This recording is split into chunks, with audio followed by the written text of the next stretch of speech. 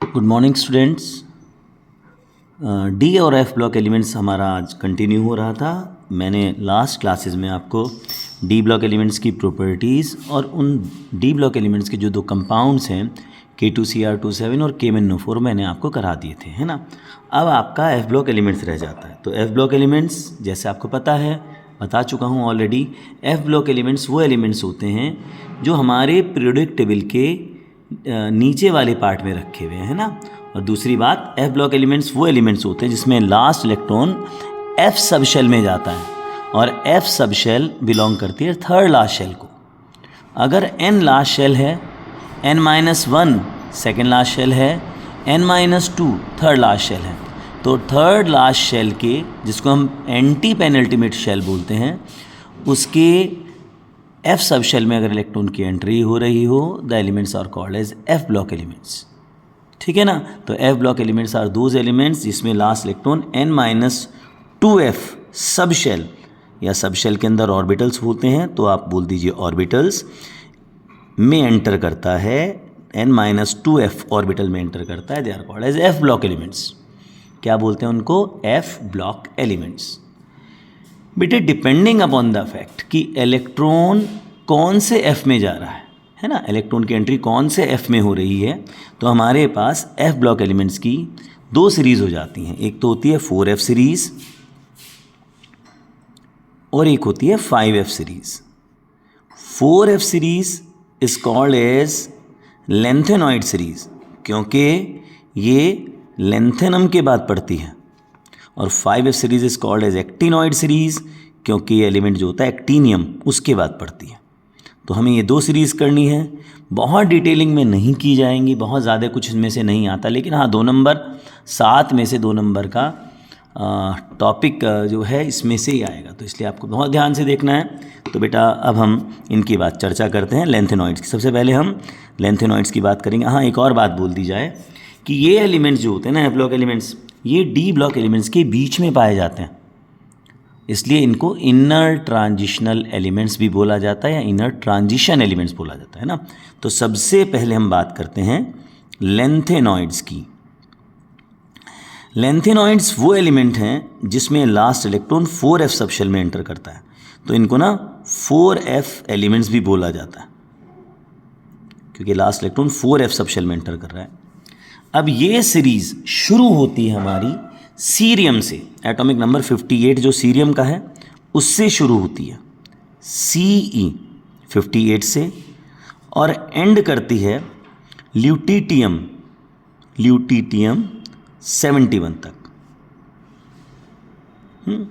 और ये series lanthanum के बाद शुरू होती है, लेंथनम के बाद से शुरू सीरीज होती है ये, लेंथनम L जिसका एटॉमिक नंबर है 57।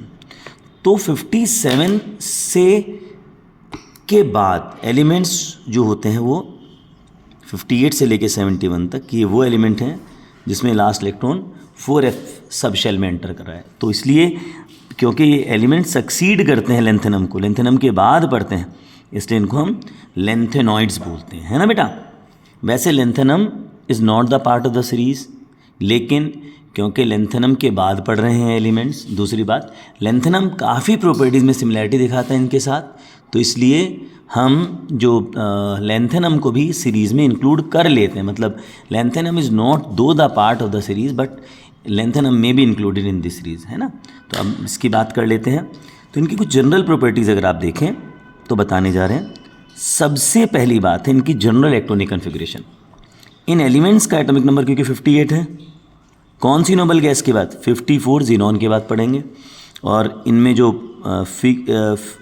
फिलिंग का जो सीक्वेंस होगा वो क्या होगा? 6s में 2, 4f में 1 से लेकर 14 इलेक्ट्रॉन जाते हैं, और उसके बाद 5d में एंट्री होती है। लेकिन 5d में 4f के बाद एंट्री होती है, लेकिन कहीं कहीं 5d में एक इलेक्ट्रॉन चला गया। तो हमें इनकी जो जनरल इलेक्ट्रॉनिक कन्फिग्रेशन है वो ये लेके चलनी है, 6s2, 5d में अनएक्सपेक्टेडली एक इलेक्ट्रॉन चला गया, और 4f में 1 से लेके 14 इलेक्ट्रॉन्स की एंट्री होती है ना। तो अब इसमें 2 एग्जाम्पल ले लेते हैं। पहली एग्जाम्पल है पहला एलिमेंट सीरियम जिसका एटॉमिक नंबर है 58।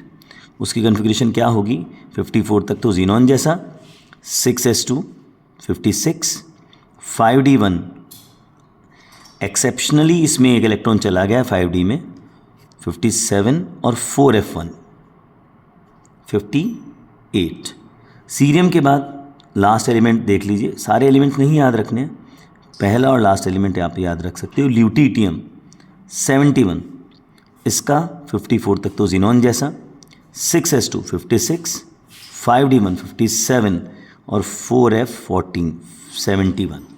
तो ये इनकी सीरीज़ के दो एलिमेंट्स हैं जिनकी कन्फिग्रेशन आपने देखनी है कि कैसे कन्फिग्रेशन होगी, है ना। फिर इसके बाद आती है इनकी जो प्रॉपर्टी है वो है एक तो कलर एंड पैरामैग्नेटिक कैरेक्टर। तो कलर और पैरामैग्नेटिक कैरेक्टर के अगर मैं बारे में बात करूं तो हम देखते हैं कि भाई ये एलिमेंट्स और इनके आयंस की बात करते हैं। इनके आयंस जिनके पास इनकम्प्लीटली फिल्ड f ऑर्बिटल्स हैं, जिनके पास भी इनकम्प्लीटली फिल्ड f ऑर्बिटल्स हैं वो कलर दिखा सकते हैं, दे आर कलर्ड। और जिनके पास अनपेयर्ड इलेक्ट्रॉन्स होते हैं f ऑर्बिटल्स में जिनके पास अनपेयर्ड इलेक्ट्रॉन्स हैं वो पैरामैग्नेटिज्म दिखाते हैं, they are paramagnetic in nature. लेकिन जिसके पास f में 0 इलेक्ट्रॉन आ जाए किसी आयन के पास, या f में 14 इलेक्ट्रॉन्स हो जाएं, तो बेटा उसके पास क्योंकि कोई अनपेयर्ड इलेक्ट्रॉन नहीं है, ना उसके पास इनकम्प्लीटली फिल्ड f ऑर्बिटल्स हैं, तो वो कलरलेस हो जाएगा और डायमैग्नेटिक हो जाएगा, कलरलेस और डायमैग्नेटिक। अब इसके बाद एक बहुत बड़ी प्रॉपर्टी है जिस पर क्वेश्चन आना ही आना होता है, दैट इज़ एटॉमिक और ionic radii, atomic and ionic radii. तो बात अगर हम एटॉमिक और आयनिक रेडियाई की करें तो एक हेडिंग बनता है which is called as lanthanoid contraction. एक बड़ा इंपॉर्टेंट टॉपिक बनता है लेंथेनॉइड कॉन्ट्रैक्शन। तो ज़रा इसकी बात हो जाए, ज़रा इसकी चर्चा हो जाए। लेंथेनॉइड कॉन्ट्रैक्शन क्या है बेटे? जैसे जैसे हम एक लेंथेनॉइड सीरीज़ में मूव करते हैं, कहाँ से कहाँ, सीरियम से लेके ल्यूटिटियम तक। वैसे मैं कह रहा हूँ आपको लेंथेनम को भी इंक्लूड कर सकते हो, तो आप बोल सकते हो लेंथेनम से ल्यूटिटियम तक मूव करें या सीरियम से ल्यूटिटियम तक मूव करें, तो एटॉमिक और आयनिक साइज दोनों ग्रेजुअली डिक्रीज़ होते हैं, है ना। स्टेडिली, ग्रेजुअली, प्रोग्रेसिवली, कुछ भी बोल सकते हो, उनमें साइज़ में डिक्रीज़ आता रहता है। और उसी डिक्रीज़ ऑफ साइज़ को, atomic size as well as ionic size के डिक्रीज़ को हम लेंथेनॉइड कॉन्ट्रैक्शन बोल देते हैं। उसके साइज़ को हम, डिक्रीज़ के साइज़ को लेंथेनॉइड कॉन्ट्रैक्शन बोल देते हैं। तो देखा गया है एटॉमिक रेडियाई, है ना, अगर मैं लेंथेनम से ही इंक्लूड कर दूं तो एटॉमिक रेडियाई लेंथेनम से देखें 187 पिकोमीटर से 173 पिकोमीटर तक डिक्रीज़ होता है। और आयनिक रेडियाई की बात करूं तो आयनिक रेडियाई La+3 से 106 पिकोमीटर से 86 पिकोमीटर तक जाता है। तो ये जो साइज़ में डिक्रीज़ हुआ, atomic as well as ionic size में डिक्रीज़ हुआ, इसी को हमने लेंथेनॉइड कॉन्ट्रैक्शन नाम दे दिया, है ना। अब इसके बाद what is the reason, what is the cause behind lanthanoid contraction, cause क्या है या रीज़न क्या है लेंथेनॉइड कॉन्ट्रैक्शन का, ये मैं आपको बता देता हूँ बेटा। कोज या रीज़न लेंथेनॉइड कॉन्ट्रैक्शन का क्या है बेटा? कारण, रीज़न लेंथेनॉइड कॉन्ट्रैक्शन का ये है कि भाई जैसे जैसे एटॉमिक नंबर बढ़ता है, as the atomic number increases, जैसे जैसे एटॉमिक नंबर इंक्रीज करता है, न्यूक्लियर चार्ज तो बढ़ रहा है, क्योंकि एटॉमिक नंबर का बढ़ना मतलब न्यूक्लियर चार्ज का इंक्रीज हो जाना। न्यूक्लियर चार्ज तो इंक्रीज हो रहा है, लेकिन क्योंकि एडेड इलेक्ट्रॉन जा रहा है 4f सब शेल में, और 4f सब शेल यानी कि 4f ऑर्बिटल्स के इलेक्ट्रॉन्स का शील्डिंग इफेक्ट अच्छा नहीं होता। तो जो शील्डिंग होती है, शील्डिंग माने अंदर की शेल्स के इलेक्ट्रॉन्स न्यूक्लियस और सबसे बाहर वाली शेल्स की फोर्स ऑफ अट्रैक्शन को डिक्रीज करने का जो काम करते हैं, that is called as shielding effect. और यहाँ शील्डिंग 4f के इलेक्ट्रॉन्स कर रहे हैं, क्योंकि 4f अंदर की शेल को बिलोंग कर रही है। 5d में तो अनएक्सपेक्टेडली एक इलेक्ट्रॉन हो सकता है, उसकी शील्डिंग नहीं हो रही है। जिनॉन तक तो सबका एटॉमिक नंबर सेम है, जिनॉन तक तो सबकी शील्डिंग सेम है, तो जो शील्डिंग का डिफरेंस है दो एलिमेंट्स के बीच में वो 4f की वजह से हो रहा है। और 4f के इलेक्ट्रॉन का शील्डिंग इफेक्ट पुअर होता है ना, poor shielding effect of, poor shielding effect किसका, 4f इलेक्ट्रॉन्स, 4f के इलेक्ट्रॉन्स का पुअर शील्डिंग इफेक्ट न्यूक्लियस की बढ़ती हुई फोर्स ऑफ अट्रैक्शन को, जो न्यूक्लियर चार्ज के बढ़ने से बढ़ रही है, उसको कम नहीं कर पाता। और आपको पता है बेटा, अगर न्यूक्लियर चार्ज बढ़ रहा है और शील्डिंग इफेक्ट नहीं बढ़ पा रहा है, तो यानी कि इफेक्टिव न्यूक्लियर चार्ज वो बढ़ जाता है, और उसके बढ़ने से साइज जो होता है atomic as well as ionic, वो प्रोग्रेसिवली डिक्रीज ही होता रहता है ना, वो डिक्रीज होता रहता है, और उसी हम डिक्रीज को लेंथेनॉइड कॉन्ट्रैक्शन बोल देते हैं। तो आपसे कोई बोले what is the reason behind lanthanoid contraction, आप बोल सकते हो कि poor shielding effect of 4f electrons is the reason behind shielding effect, ठीक है ना। अब इसके बाद अगर हम बात करें, इसके बाद बात करेंगे consequence of lanthanoid contraction. Lanthanoid contraction के कॉन्सिक्वेंस की बात कर लें, तो कॉन्सिक्वेंस की अगर मैं बात करूं लेंथेनॉइड कॉन्ट्रैक्शन के, तो मैं बताना चाहूँगा कि लेंथेनॉइड कॉन्ट्रैक्शन का जो कॉन्सिक्वेंस होता है सबसे ज़्यादा उन एलिमेंट्स पर पड़ता है जो लेंथेनॉइड्स के बाद पड़ते हैं। लेंथेनॉइड्स के बाद यानी कि 71 एटॉमिक नंबर के बाद एलिमेंट्स जो हैं वो फिर से किस में, 5d सबशेल में आ जाएंगे, है ना। 5d सबशेल 57 एटॉमिक नंबर से शुरू हुई थी। 5d सीरीज़, 5d सबशेल की जो सीरीज़ है ना, 5d सीरीज़ इसको बोलते हैं, थर्ड ट्रांजिशन सीरीज़, वो एटॉमिक नंबर 57 से शुरू होती, बताया था मैंने आपको शुरुआत में, और वो जाती है मरकरी तक, 80 तक, लेकिन उसमें 58 से लेकर 71 तक तो नीचे चले गए।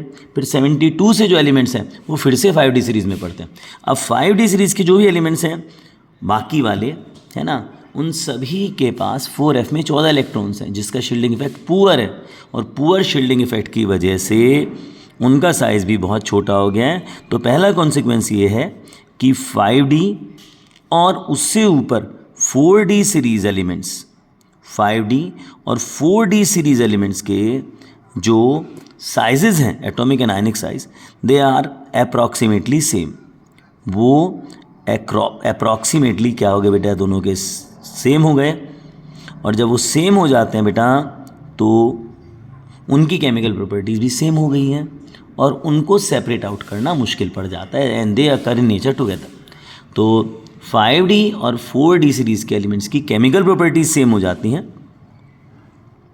साइज सेम होने से केमिकल प्रॉपर्टीज सेम हो जाते हैं, केमिकल प्रॉपर्टीज सेम होने से नेचर में अकरेंस एक साथ हो जाती है, और नेचर में अकरेंस एक साथ होने की वजह से उनको सेपरेट आउट करना मुश्किल पड़ जाता है।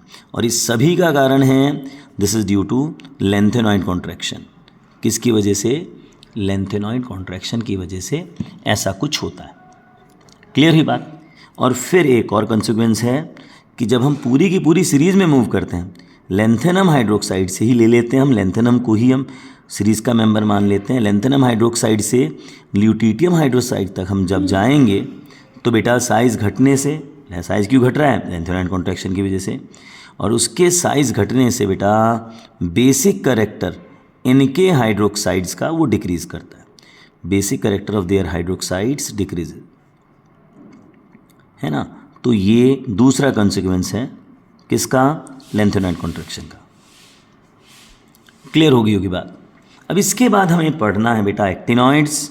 तो एक्टिनॉइड्स के बारे में दो बातें देखनी है आपको। सबसे पहली बात तो actinoids atomic number 89 which is of actinium, उसके बाद शुरू होते हैं, और कहाँ से कहाँ तक ये जाते हैं 89 के बाद जो एटॉमिक नंबर जहाँ से शुरू होते हैं वो 90 है।